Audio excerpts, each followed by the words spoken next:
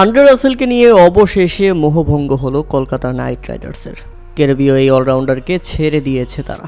আজ আইপিএলে সব দলগুলো তাদের ক্রিকেটারদের তালিকা প্রকাশ করেছে, তবে কলকাতায় আরেকটি চমক রয়েছে, সেটা হচ্ছে ছেড়ে দেওয়া হয়েছে 23.75 কোটি রুপি দিয়ে কেনা ভেঙ্কটেশ আয়ারকে।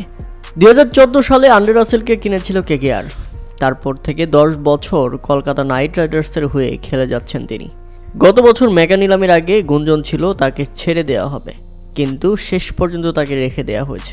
যদিও টিম ম্যানেজমেন্টের সেই আস্থার প্রতিদান দিতে পারেনি ওয়েস্ট ইন্ডিজের এই প্রাক্তন অলরাউন্ডার। যতই দিন যাচ্ছে দলের বোঝা হয়ে উঠছেন আন্ড্রে রাসেল। ব্যাটে একেবারেই রান নেই, বল হাতে তবু 2-1টা ম্যাচ দলকে সাহায্য করতে পারেন।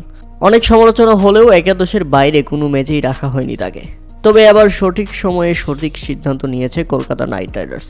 নিলামের আগে ছেড়ে দেওয়া হয়েছে আন্ড্রে রাসেলকে।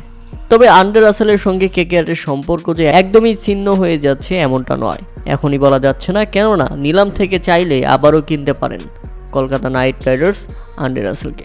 কলকাতা নাইট রাইডার্সের জার্সিতে আন্ড্রে রাসেল মোট 109টি ম্যাচ খেলেছেন।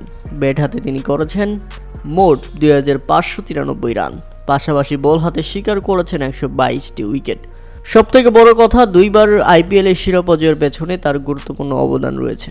সে কারণেই এমন একজন ক্রিকেটারকে ছেড়ে দেওয়ার পর কলকাতা নাইট রাইডার্সের অনেক সমর্থকরাই বিস্মিত হয়েছে। গত মৌসুমে তিনি মাত্র 167 রান করেছেন, বল হাতে কেবল শিকার করেছেন 8 উইকেট। বলা যায় এমন পারফরমেন্সের কারণেই, এমন অধপতনের কারণেই কলকাতা তাকে বাদ দিয়ে বিকল্প চিন্তা করছে।